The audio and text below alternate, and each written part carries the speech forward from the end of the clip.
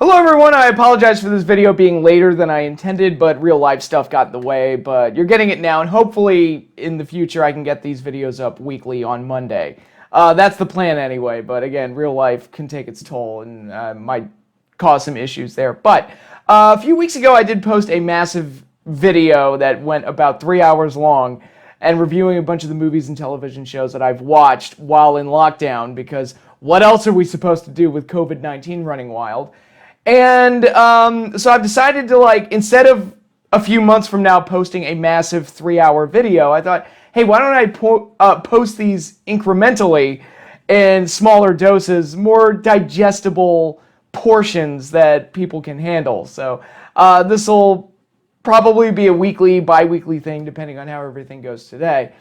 And yeah, so I've been rewatching a lot of things. I've taken a few strolls down memory lane.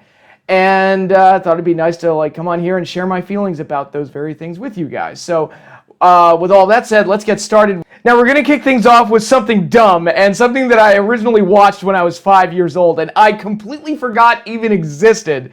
And that is The Adventures of Ronald McDonald, McTreasure Island. I found this thing on YouTube. I was looking up, I was rewatching old McDonald's commercials because, again, I'm stuck inside. What the hell else am I going to do?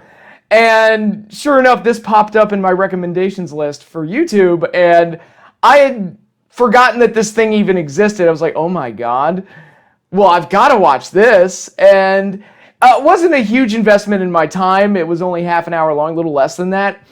And basically, it's an animated cartoon featuring the McDonald's characters, namely Ronald McDonald, the Hamburglar, Birdie, and Grimace, getting sucked into a magic storybook that happens to be Treasure Island. So it's the McDonald's characters participating in the Treasure Island story. It sounds weird. It is weird. And yeah, it's really weird to see the mascots for charities and fast food be in a piece of classical literature. It's really, really bizarre. And there's a few other things going on, like Hamburglar, who, if you remember the old ads, he used to run around saying "robble, robble" the entire time, which is fine for a 30-second ad, but an entire cartoon for a half hour straight of listening to the Hamburglar just scream "robble, robble" every 10 seconds gets a little grating. But still, I kind of weirdly appreciate that stuff like this existed when I was a kid, because I was always a fan of stuff, especially looking back on it, things that introduced me to classic literature, and even if it was completely bizarre, like having fast food mascots introduced the story to me. But this was probably my introduction to the classic tale of Treasure Island. And when I eventually got around to reading Treasure Island, it was already familiar to me because I'd watched things like this. And, I remember other things. I talked about it when I talked about Gargoyles, how they used many characters from Shakespearean writings, including Macbeth. And when I got around to reading Shakespeare in high school, there was a familiarity there that was already built in. I remember there was this one cartoon show called Don Quixote, which is like Don Quixote, except it's a coyote.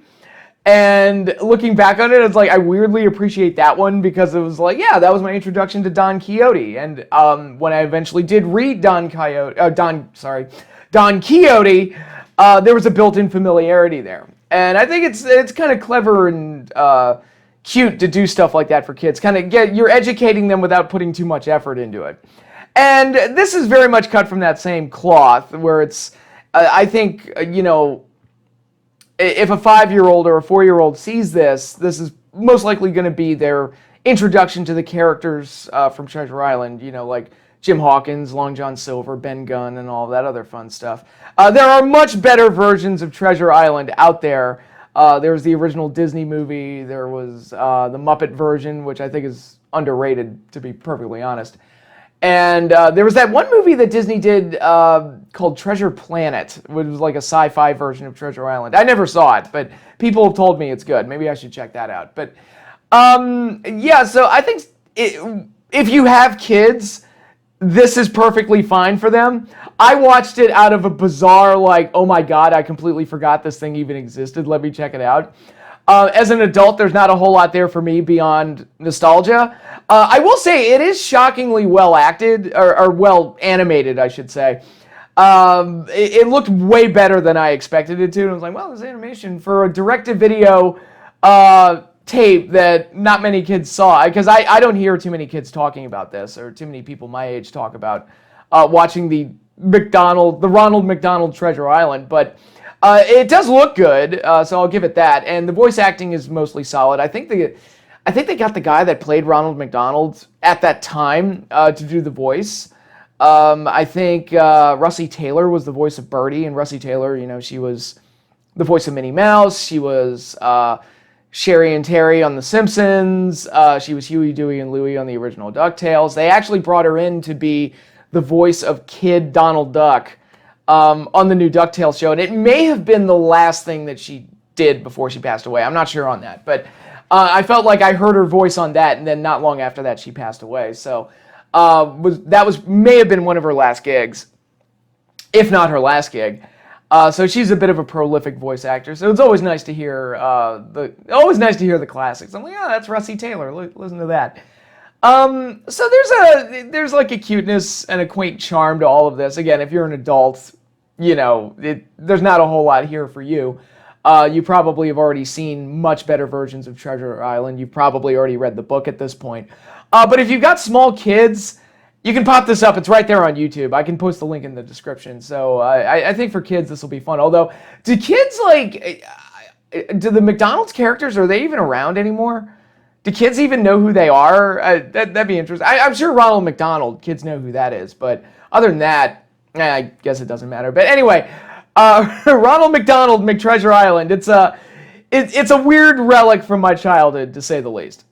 Next up, I'm going to talk about two action-adventure TV shows from the 90s that I remember watching back then, and over the past couple of months, I've been rewatching them, and that is Hercules, The Legendary Journeys, and Xena Warrior Princess. Why am I talking about them together? Well, in a weird kind of precursor, and I talked about this with Buffy a little bit, how Buffy kind of helped develop the formula that is being used today by the CW DC superhero shows.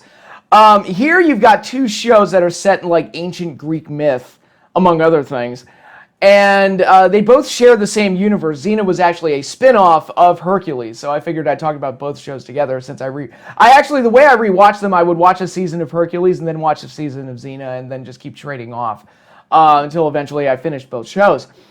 And this is something I have a fond memory of, both of these. I always liked, you know, very basic action-adventure shows, and these definitely provided that.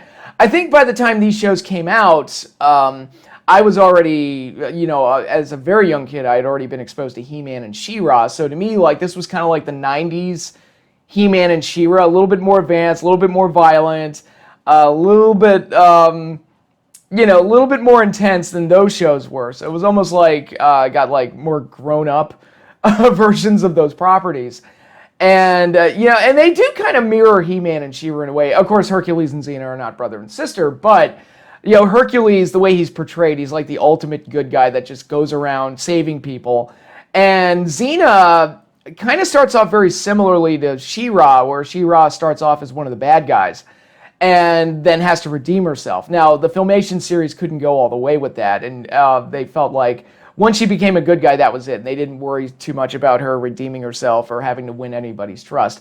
Xena, it's like that's what the show's all about, is her like traveling to places, and she already has a bad reputation that precedes her, and she has to win a lot of people's trust while she's, you know, saving the world and all this other fun stuff. And I also appreciated these shows because I've always had a love and appreciation of Greek mythology. That began the first time I saw Clash of the Titans, man. I was like, man, Greek mythology is awesome. I need to watch more of this stuff. So Hercules and Xena were right there in my wheelhouse, and two shows that I just really enjoyed watching when I was younger. If I had to pick a favorite show over the two, and I don't think I'm saying anything crazy by saying this, but Xena is probably the better show of the two, and I think a lot of people feel the same way. I think Xena, I think that show took more risks, and it went into more interesting directions. Even if the things they tried didn't work. Like, I wasn't a huge fan of the musical episodes, just as an example, but that show, you felt like you were going to get something crazy. And you almost didn't know what you were going to get. And that added an extra layer of fun and almost like a daring feel to it. That Hercules, for the most part, just kind of stayed in its lane. It's like, oh, we're just basic mythology, fun action-adventure stories. And it very rarely went above or below that. It was just kind of like, it was what it was, and it stayed in its lane. And it's perfectly good at being what it is. I like Hercules. Kevin Sorbo, I thought was, on the rewatch, I thought he was very charming. And it was like, man, he could have been a good Superman. And Lucy Lawless, who I'm going to talk about in a minute, she could have been a great Wonder Woman. It makes you wonder why DC didn't get their act together. It's, watch these two shows and like, hey, we should cast them as Superman and Wonder Woman in a movie. That'd be great. Although Xena, Lucy Lawless, I believe, if I'm not mistaken, she did voice Wonder Woman in one of the direct-to-video DC animated movies. If I'm not mistaken, it was Justice League: The New Frontier. Again, I could be wrong. I could be completely wrong on that. But in any case, Xena was just the more daring of the two shows. And I think the fact that her character was kind of trying to make up for her past created a lot more interesting possibilities with the stories. And I think the first 2 seasons of Xena are very, very good. I think that's probably the high point of the series, that first 2 seasons, when you've got Xena on the road with her sidekick / potential lover. They never fully revealed what the nature of that relationship was, although I'll give my 2 cents on it. I personally think it depended on the writer. Like, the writer of the episode, depending on how far they wanted to lean into that. And by the last season, it was like, yeah, no, they're lovers at this point. It's like, they're not even like, they haven't officially said it, but they're definitely not trying to hide it at this point. But no, I thought the relationship between Xena and Gabrielle was a nice kind of emotional core for the series. And I thought Gabrielle provided a nice, like, counterbalance to Xena's, like, rougher personality. And there are other characters that popped up too. Like, the side characters on both shows, I think, are a lot of fun. You got Bruce Campbell playing Autolycus, the King of Thieves. He's a lot of fun. You got Salomonius over on Hercules, and he's a nice, slimy, fun character. And in Xena, I kind of like Joxer. I thought he was a lot of fun. He's, nice, lovable goofball character. And I thought both shows effectively used the different myths. Xena seemed to focus a little bit more on history and was more willing to go into, like, ancient Egypt and ancient Rome and that type of stuff. But both shows, I think, utilized myths and mythology very well. Actually, Hercules, I think the show was at its best. By the 5th season, when they'd pretty much gone through all of the Greek myths that they possibly could, they crossed over and had Hercules go into, like, Celtic myths and Norse mythology and that type of stuff. It's like, man, this is great. Like, Loki showed up and Thor showed up, not the Loki and Thor that you're thinking of. And then he went to Ireland and encountered a bunch of crazy things there. And I'm like, this is a lot of fun. I'm kind of digging this. And but yeah, both shows were very, very enjoyable. Sam Raimi was an executive producer on the show, and it kind of shows because his humor and his brand of craziness kind of bled into both series. That created some situations where the language and some of the items used are anachronistic, to say the least. I remember they did one episode of Xena where, like, a modern-day news reporter is following her around and trying to interview her and stuff like that, and they never explained it. And I'm like, that's a little weird. But again, that show took risks, and it almost felt like with both shows, almost nothing was off the table. Like, they, especially on Xena, where they would introduce, like, vampires and all sorts of crazy stuff like that. And I also think, comparing the two characters, I think Xena was more interesting in a lot of ways, where Hercules was kind of this high-powered Superman guy that was a demigod, and he was like Superman in that sense, and it's easy to kind of like, all right, so what can beat him? Where with Xena, even though she's like the best fighter in the world, there's this emotional element to her that makes her a little bit more interesting. Also, it's like she had a cooler weapon with the chakra. And also, I think overall, Hera was kind of the main villain on Hercules, and on Xena, they for the longest time they had Callisto as the main villain, and she bled into Hercules as well. Great character. I loved her. Like, every time they brought her back, I was like, oh, we're gonna get the crazy bitch. I love this. She's fantastic. So a lot of the best stuff seemed to come from Xena, but like I said, both shows are very enjoyable. And I like, I talked about Xena and Gabrielle. On Hercules, I did like the friendship between Hercules and Aeolus, even though Aeolus died like 4 times, I think, something crazy like that. But yeah, both shows I think are highly enjoyable, but I think the main thing that really sets Xena apart from Hercules is the casting of Lucy Lawless, who is a godsend. Like, I underestimated how much she really meant to that show, and it's the more I watch Xena on this rewatch, the more I realized I don't know if too many other actresses could have played this role. Like, this was not a case of where you could have just thrown anybody into it and it would have worked. Lucy Lawless, she brought a charm and a I'm up for anything attitude to the show that really elevated it. Like, there was one episode, it ended up being one of my favorite episodes, even though the premise on paper sounds ridiculous, where Xena comes across a couple of lookalikes. There's one that's like a princess, there's one that's like a drunken bar whore that's masquerading as her, and it seems like the worst ripoff of The Parent Trap ever, to have all these identical lookalikes running around, but Lucy Lawless is playing all of them. Each personality is distinct, and she played everything to the hilt, and I thought she did an amazing job. And there are plenty of examples throughout the show where it's like, all right, if you need me to be serious, I'll be serious. You need me to be a badass, I'll be a badass. You need me to be funny, I'll be funny. You need me to sing and dance, I'll sing and dance. There was just like this, she was almost like a jack of all trades. And when they cast her in this, they struck gold in a way that I don't think they fully realized until they were just like, hey, you think she can do this? Oh, hey, you think she can do this? And that was a lot of the appeal of Xena Warrior Princess. I just think Lucy Lawless was legitimately fantastic in the role and deserves a ton of credit for the show's success. And but like I said, both shows are very enjoyable. Nice slice of my the 90s period of my life, and when action adventure shows were just a lot of fun and just good stuff all around. I think if you're interested in Greek mythology or any kind of mythology, I think both shows are worth a look.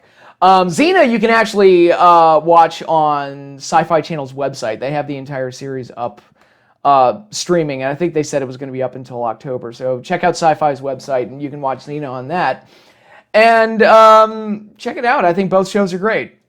And speaking of adventure shows from the 90s, let's go into the Disney afternoon. Now that I have Disney Plus free for a year, thanks to switching my internet provider, and I've watched a couple of weird things here and there. And on my last review video, I talked about how I watched Gargoyles. But now I'm like going through all the Disney afternoon shows that I remember liking and watching. And the first one I watched was Adventures of the Gummy Bears, which was a show that I believe started before the Disney Afternoon, and then they just kind of put it on the lineup. So it was around for a few years prior to the Disney Afternoon. But for a show that is inspired by candy, it's actually a lot of fun. And I think it's actually underrated among the Disney Afternoon cartoon shows.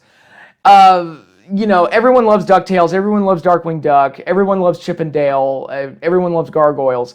But Gummy Bears doesn't get a lot of love, outside of the theme song, which everybody admits the theme song is fantastic. But basically what it's about is these ancient creatures, the Gummy Bears, have come out of hiding in medieval England. I don't think they really specify where it takes place, but when it's like clearly a medieval period, and try to save the kingdom of Dunwyn from the forces of Duke Igthorn, a very interesting villain, given that he seems like a mix between Blackadder and Skeletor. Like, if you look at it, his outfit is color blocked like Skeletor, and he kind of sounds like Skeletor, except he has a face.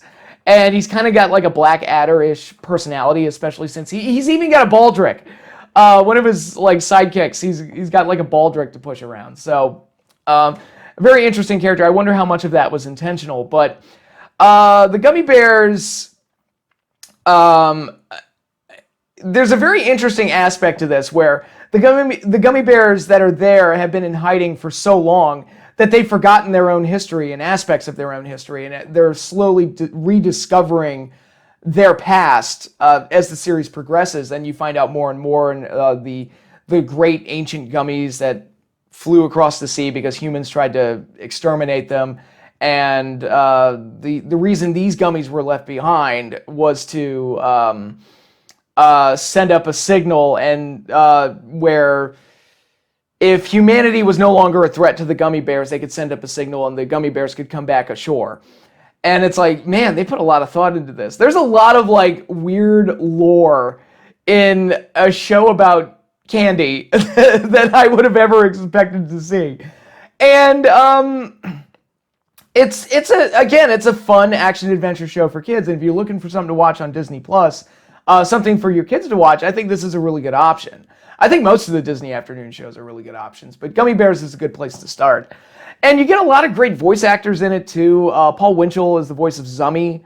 Paul Winchell was the voice of Tigger and Dick Dastardly, for you cartoon fans out there. June Foray is the voice of Grammy, who's kind of like the den mother of the Gummy Bears. And June Foray, she was the voice of Rocky the Flying Squirrel and Natasha. And another Disney cartoon, she was also the voice of Magica De Spell on DuckTales. And she's probably most famously known as Granny from the Looney Tune cartoons, who she played for a really, really long time before she passed. She actually just passed like a few years ago. And she was in the business for a really, really long time. And who else was a voice in this thing? Oh, Lorenzo Music is Tummy. Lorenzo Music is the voice of Garfield in the Garfield cartoons. He's also the voice of Peter Venkman in the Ghostbusters cartoon, which everybody has pointed out as this funny thing where he was Garfield, and he was the animated Ghostbuster, Bill Murray. And then Bill Murray turned around and played Garfield in the live-action movie. So it's like they weirdly had like the same roles and stuff. So, but yeah, you get Lorenzo Music. You get Corey Burton is the voice of Gruffy, who's like the grumpy. To use a Seven Dwarves comparison, he's like the grumpy of the Gummy Bears and kind of the unofficial leader. And Gruffy, I had to look up who the voice actor was because I couldn't tell who it was. And I saw it was Corey Burton. And I was like, man, he's doing a damn good Tony Curtis impression. It's like, yeah, he sounds exactly like Tony Curtis. I actually thought it may have been Tony Curtis. People was like, did they seriously get Tony Curtis to do a voice on Gummy Bears? That's super funny. But no, it's just a really, really good impression. So, but yeah, I think the main thing that drew me to the show, because, you got these cute little colorful bears bouncing around. This could easily turn into like a Care Bears knockoff, which maybe some people saw it as that. I don't know. But what really set this apart from all the other bouncy, cutesy shows was that this was at its core an action adventure show. And like I said, they did have they did make attempts to develop like a lore and a history for the Gummy Bears, which is probably way more effort than they ever had to put into this. But it's it made it a little bit more exciting, a little bit more entertaining than if they had just done cute bouncy bears flying all over the place. Of course, they were literally bouncing because the main, probably the main MacGuffin of the series is the gummy berry juice, which is the secret elixir that the Gummy Bears have that helps them bounce around, and any human that drinks it gets super strength. Which is why Duke Igthorn wants it. And it's just a really fun adventure show for kids. And it's one that I kind of really enjoyed on this rewatch because it's like, man, they put way more effort into this than I would have ever imagined. But really solid show. And again, if you're looking for something to watch on Disney Plus, I think it's a really good one to check out. Next up, we're going to talk about one of the greatest action adventure cartoons of all time, and one that I've probably rewatched like I think this latest rewatch, it's like the third time I've watched the show in its entirety. And that's Avatar: The Last Airbender, a show that recently came back to Netflix. I originally saw it on Netflix years ago. And because I didn't watch the show when it originally came out. It just came highly recommended by friends of mine. And I watched it. It's like, man, this is like animated, awesome Star Wars. It's in many ways, it's kind of like the new Star Wars, the way the story's structured and everything. And it's really, really flippin' good. So if you're looking for something to watch on Netflix, I highly recommend checking this out, even if you've already watched it, because it's just that damn good of a show. Again, this is the third time I've watched it in its entirety. It's only 61 episodes, so it's not that big of an investment either. And it's a wonderful show. It's just, it's near perfect. Everything from the setup to the lore to the history to the concepts and the characters and all their interactions are all flipping great. I feel like there's nothing else I can really add to the discussion here because so many people have talked about and praised this series for being as good as it is. And it's kind of got like a renewed interest because it just dropped on Netflix and I think people are rewatching it. And as you should, it's a really, really flippin' good show. You know, you get... Geez, I don't even know where to start with this thing because it's like, again, I don't know if there's anything new I can say about this. It's just wonderfully imaginative. The whole concept of element bending, you know, the airbenders and the earthbenders and firebenders and waterbenders and, you know, working them in with like martial arts techniques and the style of the animation and the quality of the animation is at such a high level. It's almost a marvel that this thing got made. It's so, you know, and people today say that like in entertainment, there's no fresh ideas anymore. And, you know, the effort to be entertaining isn't as strong as it once was. And it's like, you look at something like this, it's like, God, there's got to be somebody out there that has great ideas like this again. And I don't mean just remaking Avatar or doing a crappy live action version or anything like that, which has already been attempted.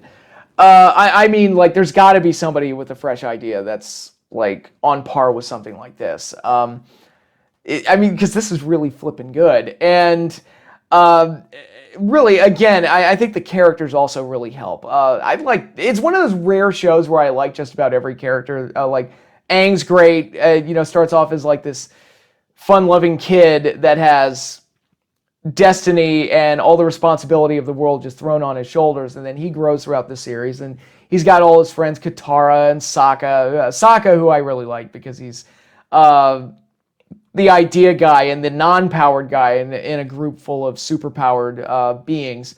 Toph is great because she's a little thug, and I just think she's hysterical. But my favorite characters are actually the ones that start off as the bad guys, Zuko and Iroh, and I think their relationship, you know, starts off as nephew and uncle, but really it's more like father and son as we see the series progress. I felt like they were the two best characters in the entire thing, and the ones that I really liked. Although, lest we forget, the great villains of the series, namely Azula, who is absolutely fantastic, really stood out. It's like, man, she's one of the best villains ever. Especially given how her character develops, how she gets people and gets her friends to help her, and I use the term friends very loosely. She's like a twisted psychopath, and she is fantastic. And then we've got Mark Hamill voicing the main villain, Fire Lord Ozai, and he's great. I mean, anybody who's known Mark Hamill in the world of animation knows he's a terrific voice actor, and this is no exception.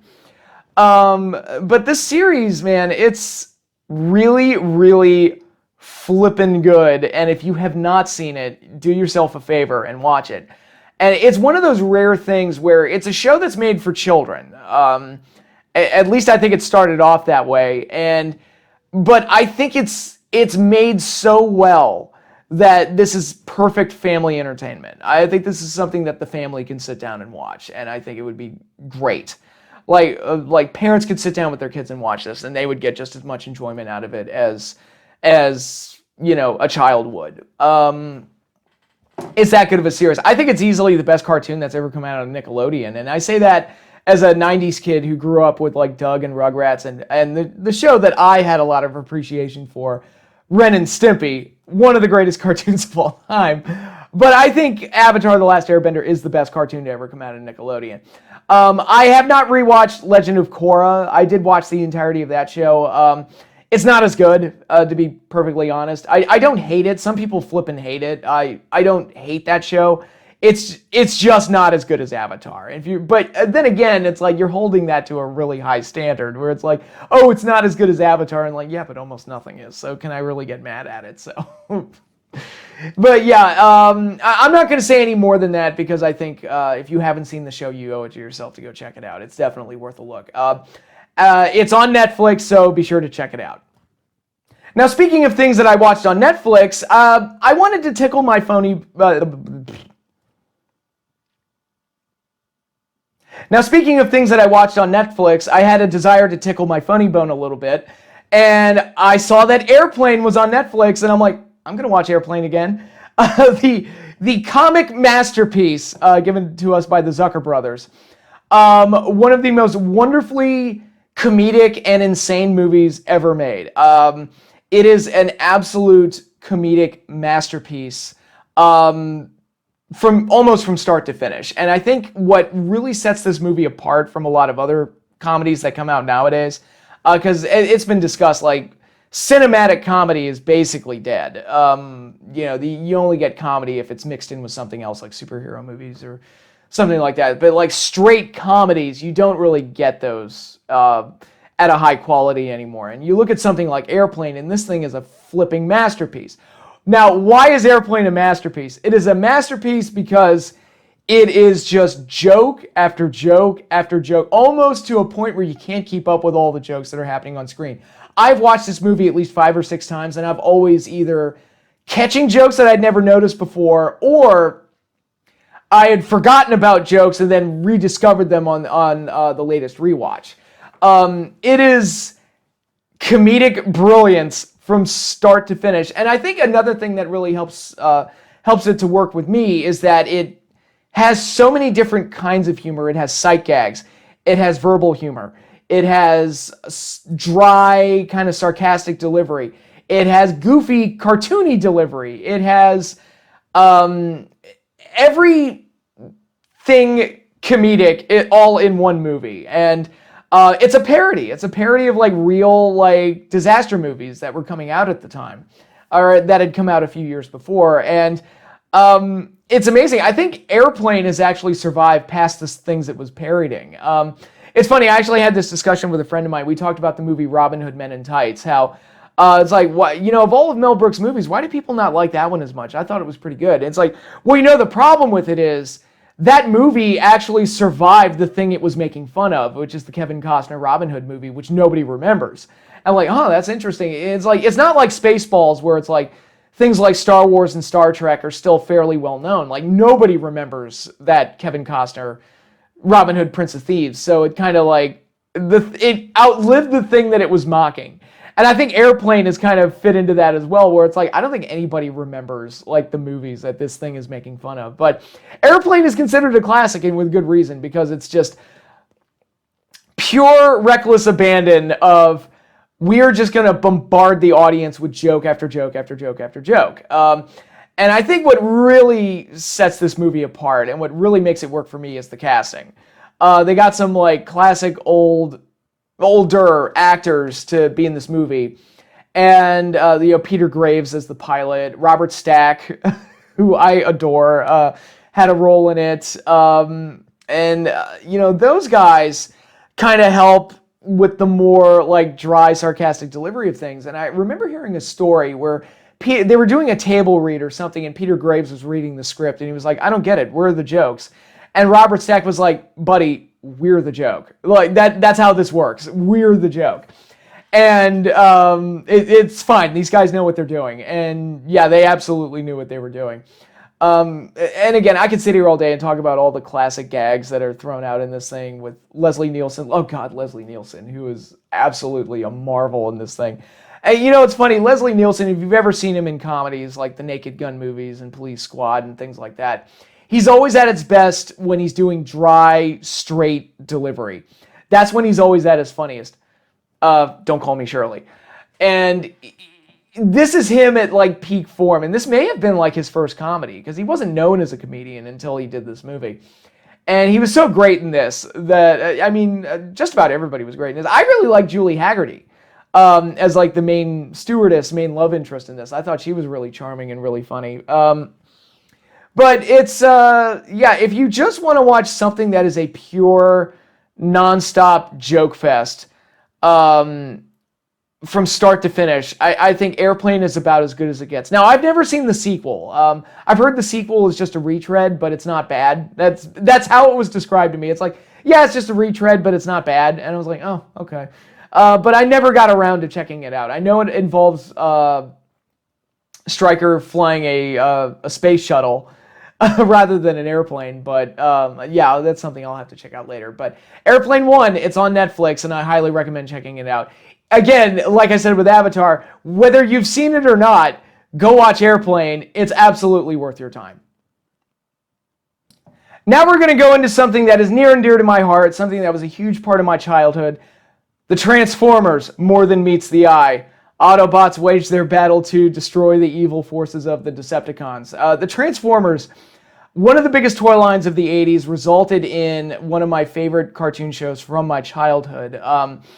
I love this series, and because a new series dropped on Netflix, I've been watching a lot of Netflix lately, I decided to not rewatch the entire G1 cartoon because there's like 90-some episodes and it would have taken too long. And at some point I'll rewatch the whole thing. But I decided to check out the pilot miniseries, More Than Meets the Eye, Parts 1 through 3, the introduction to the series. I decided to rewatch that and kind of refresh myself on Transformers and what got me to love it in the first place. And rewatching More Than Meets the Eye was so much fun because it was like... I really did feel like going back and being a 4-year-old all over again, experiencing Transformers for the first time. And what really impressed me about this pilot was how the writers really seemed to get a handle on things pretty early. Like, they knew which Autobots to focus on, which Decepticons were the key ones that they needed to focus on. They got the warring relationship between Megatron and Starscream down almost immediately, with Starscream trying to usurp Megatron and become leader of the Decepticons, which would basically become a running gag throughout the series up until the movie. Put a pin in that, we'll come to that later. They had that pretty much figured out. They had Bumblebee pretty much figured out as like the plucky small guy that hangs around with the humans and is not afraid of anybody, even though he's the smallest one of the Autobots. Soundwave, they had figured out just by, hey, let's give him a really cool voice. And he's like the most unique Transformer in this early wave, this first wave of Transformers, because he's the tape deck that can shoot like little cassette warriors out of his chest. And it's like, and he's got a super cool voice. And like Soundwave is awesome. I love Soundwave. He was probably my favorite Decepticon as a kid. And they also figured out the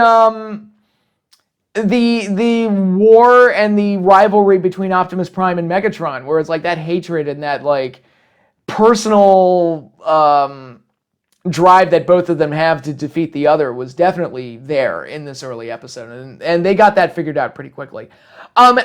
This is still just a pilot episode though, so a lot of it is very introductory, and there's not they don't delve too deeply into the characters yet. Again, it's just trying to get all the pieces in place and try to have a lot of action so that they could sell the series, and then they can tell the more character-centric stories later on. And they would add so much cool stuff to the series as it would progress, and now I'm kind of got the itch to rewatch it now. Oh well, we'll get into that. But yeah, as an introduction to the series and the whole concept and the lore of the Transformers and the war on Cybertron that comes to Earth, and all of these robots take on Earth vehicle and item forms. All of it was really, really cool. And if I ever did like a video like I did with He-Man and Thundercats, like a top favorite episodes or anything like that, which I would want to do, except YouTube would massacre me and it would be way too much of a hassle. I would talk incessantly about how much I love the Dinobots, how much I love Optimus Prime, and so on and so forth. And yeah, Transformers is just such a fun property. It's one of those weird things that kind of never went away. There was always that, it's just always been there. I think the longest break it's ever took was when the toy line ended in 1990 with the Action Masters, which was not a great idea. They gave it like a 2-year break, and then Generation 2 started up. And I think there's never really been too long of a period where there wasn't something Transformers related on TV, whether it be an animated series or something like that. But Generation 1 is where my heart is. Generation 1 is what I grew up with, and that is what I have the most fond memories of. And there's a lot of like really cool moments in here that really stick out to me. I think the most memorable part of this three-parter that a lot of fans remember, is the showdown between Optimus Prime and Megatron in part 2, where they're on top of the dam. And Megatron retracts his hand and like a laser ball and chain come out. And Optimus Prime retracts his hand and a laser axe comes out. And they only use those weapons in that episode, but it looks so cool that it really struck a chord with a lot of fans. And that's what this is basically. It's just really, really cool. And so much fun. Now, certain elements that they introduced here got dropped as the show progressed. I think they wanted Hound to be like the Transformer that interacts the most with Spike, but that didn't really stick, and ultimately that became Bumblebee. But Hound was one I always liked because I liked his alt mode because he was like a military vehicle and that looked cool. So he stood out among the other Autobots. Another thing is that the Autobots fly in this one, which is not common throughout the rest of the series. Generally, the Decepticons can fly and the Autobots can't. And I think the writers did that because they needed to have situations where the Decepticons could just retreat. And that was the best way they could do that. So, all right, Decepticons can fly and the Autobots can't at the end of the episode when they get beat. Which doesn't really make any sense because that's a huge tactical advantage. It's like, well, why does one group of robots have it and the rest of them don't? That seems weird. But in the pilot, the Autobots could fly. Now this creates a problem later on where all of a sudden they can't fly. But hey, take that up with the writers, not me. I'm just pointing it out. But Transformers, more than meets the eye. A lot of fun. A great introduction to a classic series that gave me a lot of fond memories as a child. Continuing with the theme of Transformers, I'm going to be talking about one of the biggest movies of my childhood, Transformers the Movie. Now, you'll notice on my door over here, that's a poster for Transformers the Movie. I got that at a special screening that I attended a couple years ago. First time I got to see this movie in theaters, and it's one of those movies, I think I've watched it like at least once a year for the past like 30 years. It's one of those movies, it makes me feel like a kid again whenever I watch it. And I think when I compare this movie to all the other 80s cartoons that got movies, like the He-Man She-Ra movie, Thundercats got a movie, DuckTales got a movie, and what were some other ones? It feels like almost every cartoon back then got a movie. Most of them aren't as good as this. Like, most of them are not as good as this. The only one that I would consider putting on level with Transformers the movie is the first live-action Ninja Turtles movie, which is also very, very good. But Transformers the movie is almost like the greatest case of accidental brilliance I think I've ever seen in any movie ever.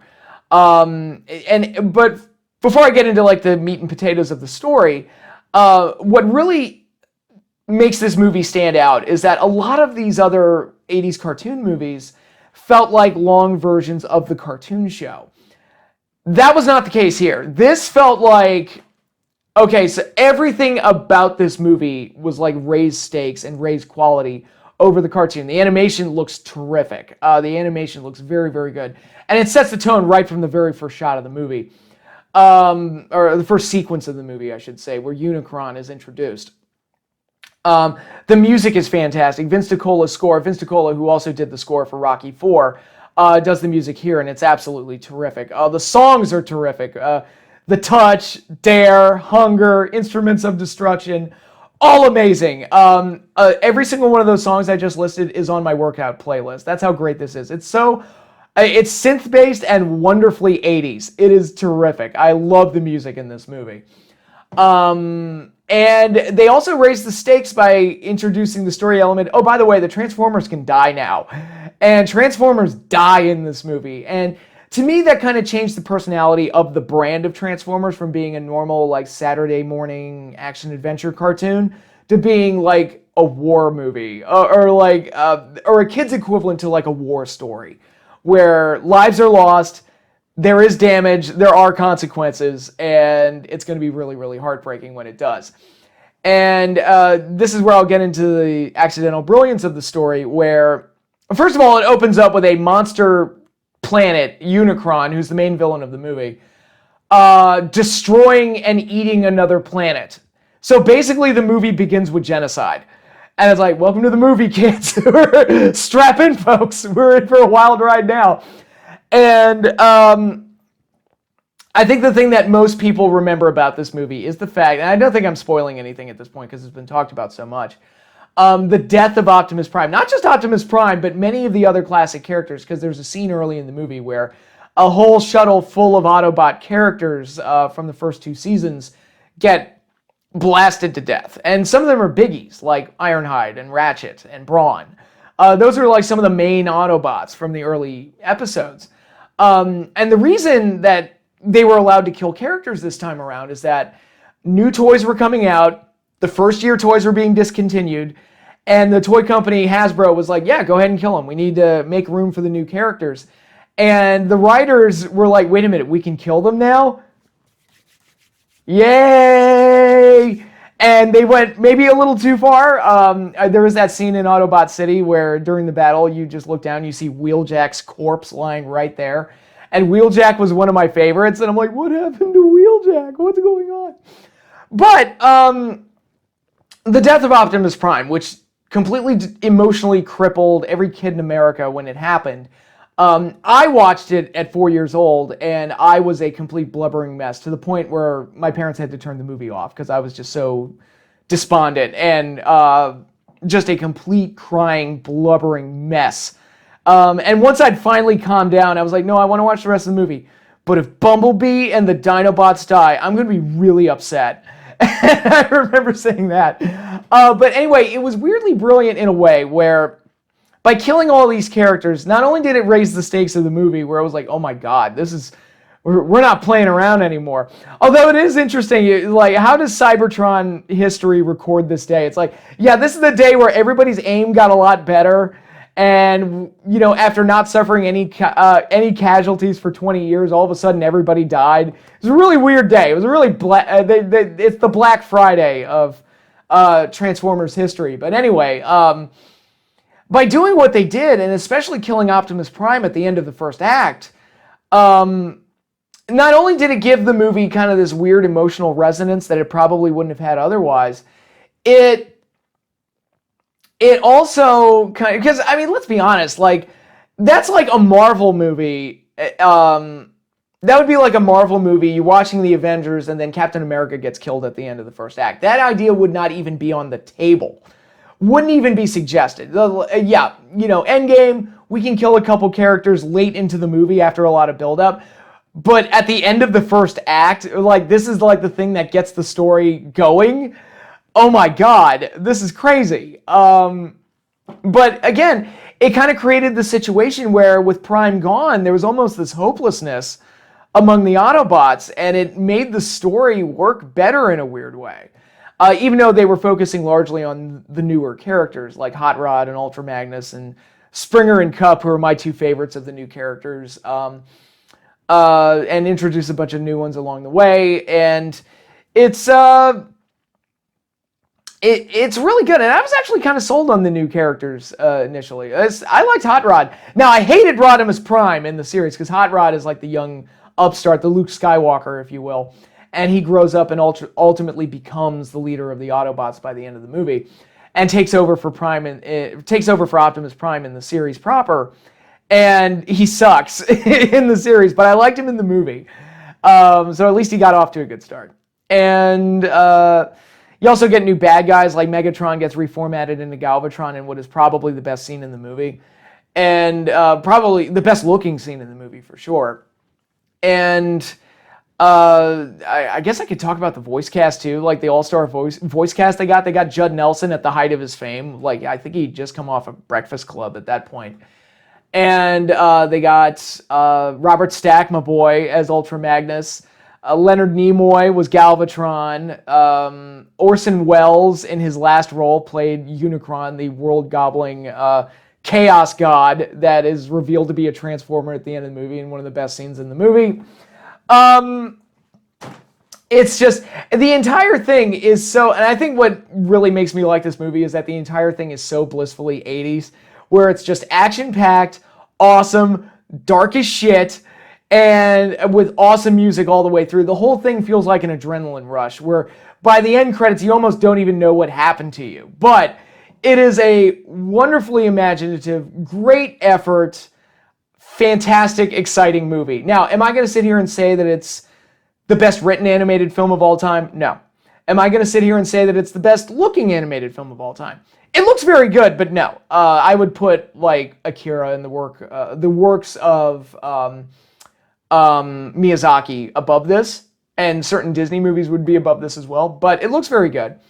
But it, not the best written, not the best looking, but it is the most awesome. I will give it that. It is the most awesome animated film of all time, and I love it. And like I said, it's one of those movies I rewatch once a year because it's just so exciting and so great. And now it's gotten to this point where not only do I get excited by it, but I'm also nostalgic by it. So every time I watch it, I get transported back to being a 5-year-old whenever I rewatch it. And although I don't cry when Prime dies anymore because I've seen it so many times that I've kind of become numb to it. But it is an absolutely amazing movie that I don't know if it could ever get made today. But because it did bomb when it came out, and it's grown in significance over the years.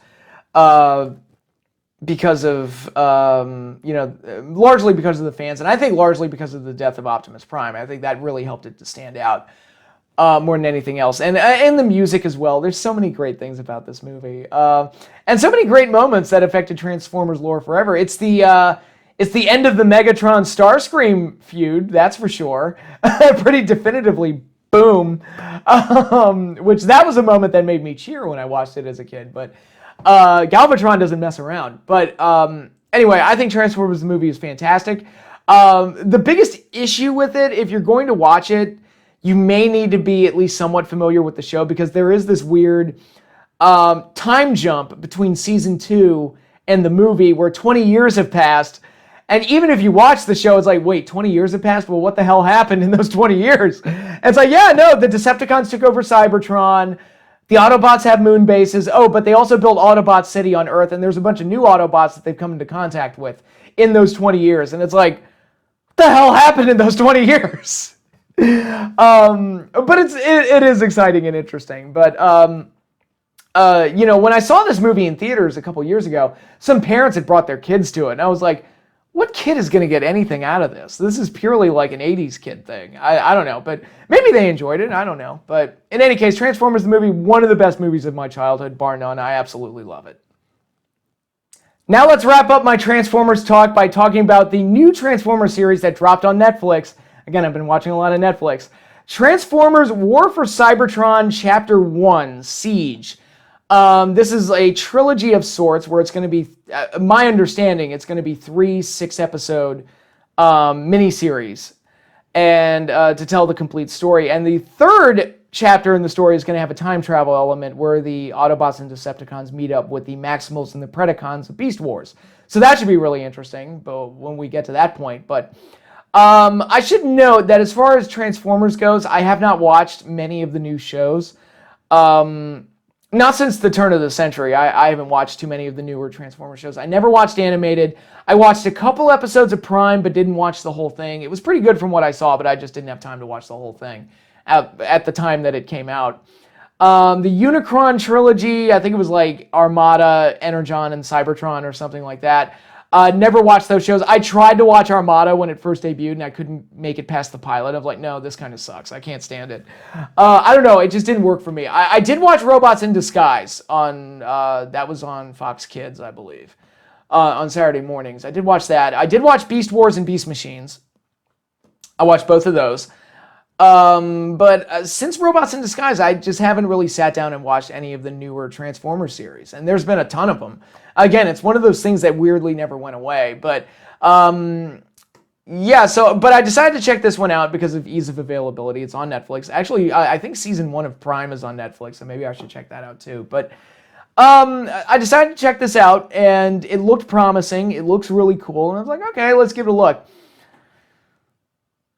I thought it was okay. Like, it was, yeah, and maybe I'm being nice when I say it was okay. It was clearly trying to be like super dark and brooding and that type of stuff. And there's a way to do that well. Transformers the movie did it well, but I I don't know, this didn't click with me. And some Transformers fans I've talked to flippin' loved it. So it does look really good. I will give it that. It is animated really well, and they clearly based all the designs off of the G1 look. So naturally, it appeals to me because it's clearly, got 2 feet firmly planted in Generation 1.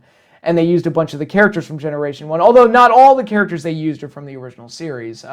Impactor, which, boy, that's a terrible name. He's a character I believe was an exclusive to the UK comics, which I never read because I'm obviously not living in the UK. He shows up here, and Spinister showed up at one point, and he's like a Target Master from '88 that never made it into the cartoon. And Cog was in there too, and he was like an accessory to Fortress Maximus that never had any kind of significant role in the original series either. So Fortress Maximus did, he did not.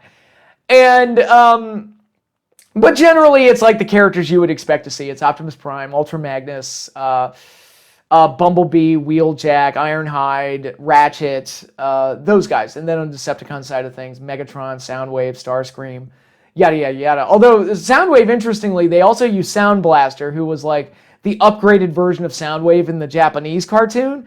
And now they're treating them like 2 separate characters, which is interesting. But yeah, aside from like some nostalgia, the show just, I don't know, it just didn't work for me. I think the biggest problem I had is I had a hard time really getting attached to the characters, beyond the fact that I already know who they are because I watched G1 as a kid.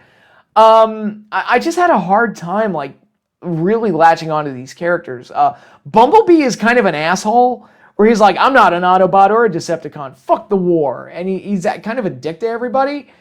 And I'm like, that's not Bumblebee. Bumblebee's supposed to be like the brave, like the brave little guy that's, will go first head into a battle. And he's like one of the most loyal Autobots.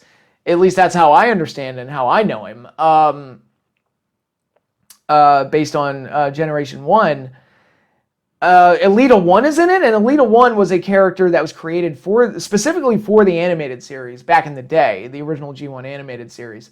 And she was Optimus Prime's girlfriend. Now, I could do an entire discussion of how I think like the whole concept of Transformers having boyfriends and girlfriends is completely fucking stupid because they're robots. But then again, I like WALL-E, so I'm just full of contradictions. But anytime they worked romance into Transformers, I was like, really? Like, RC and Springer were a couple in the original show, and I'm like, really? Is this a thing we're doing?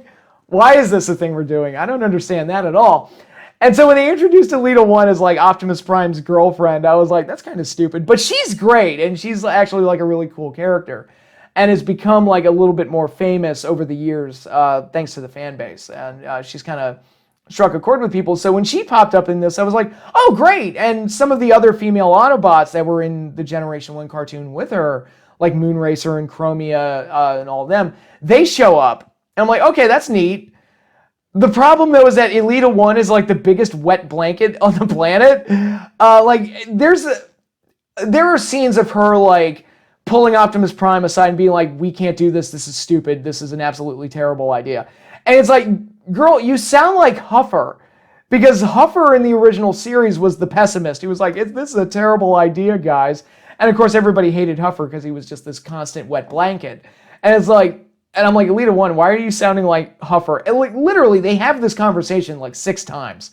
It's ridiculous. And it doesn't do any of the characters any favor, especially since Optimus just seems like this blind Optimus. And yeah, in the original show, Optimus was like too good for his own good at points. But here it's like he's almost blind, deaf, dumb, and mute. It's like, dude, do you not see the train coming? So it's almost like she's a wet blanket, but at other times I kind of agree with her. It's like, this is a pretty big risk, buddy. Why are you doing this? But, so nobody comes out of this thing looking good or interesting or intriguing. The closest things they have to kind of like interesting character moments are Ratchet is kind of separate from the Autobots, and he's running like his own underground like hospital, helping both Autobots and Decepticons. And that's how him and Impactor become friends, where Impactor will defend Ratchet because Ratchet saved his life. So there's something there that's kind of interesting. And with the Seekers, who are the Decepticon jets, Jetfire is the leader of the Seekers in this, and there's a rivalry between him and Starscream over leadership of the Seekers. And Jetfire ultimately joins up with the Autobots by the end of the series, by the end of episode 5 or 6, I think, whatever it was. And that's kind of interesting and plays off of what was done in the G1 continuity, where Skyfire, there's always been a confusion among fans over what the real name is it Skyfire or Jetfire, but Skyfire in the original series has a history with Starscream, and that plays out in Skyfire's first episode, very similarly, where he starts off as a Decepticon and then becomes an Autobot by the end of the episode. So nice toying around with that. But other than that, there's just not a whole lot going on. Ultra Magnus is an idiot. Like, Ultra Magnus is completely stupid. Omega Supreme shows up randomly at the end with very little buildup. They do one scene teasing the Guardians of Cybertron where they refuse to help. And then all of a sudden at the end, Omega Supreme shows up and he's helping. And I'm like, I feel like we're missing a middle there. Like, why did Omega Supreme change his mind to go help Optimus Prime? I don't understand what's going on here. Yeah, a lot of it feels underdeveloped. I think if I was going to be nice to the show, like, again, it looks really cool. Like, a lot of it looks really, really well done. The voice acting, I mean, they clearly based the voices off of the G1 version of the series, and to that, they didn't get the original voice actors, but they did get people that were like good, decent sound-alikes. I'm like, okay, I can live with that. Except for Shockwave. I don't know what they were doing with Shockwave, but that did not sound like Corey Burton to me. But whatever. But yeah, I don't know. Like, I went into this thing like optimistic and kind of excited for it, and I came out feeling a little empty. Like. And I think I said on Twitter, it felt like a very nice-looking fan film by the end of it, where it's like, you get a lot of battles and you get a lot of fighting, but I'm not really attached to or emotionally invested in anything beyond the fact that I recognize these characters. So who knows? But then we've got 2 other chapters of this thing that are going to drop, so we'll see how it goes and see maybe they can improve and fix those things. And when the Beast Wars characters show up, I'm like, all right, that's going to be really, really weird.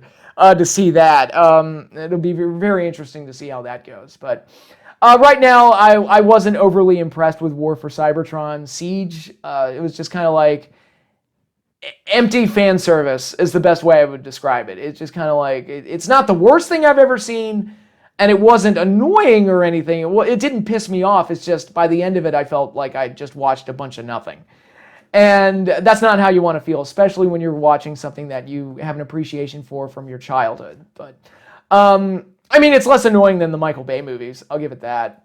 But anyway, that is the last review today. So hopefully I can keep this up and keep this as a weekly thing, because I think it's a lot of fun. Thanks to you, everybody, for watching. Be sure to like, subscribe, hit the little bell icon to get notified when I post new videos. But that is all I have for you now. Oh, and also follow me on Twitter. The link is in the description. Peace out, everybody.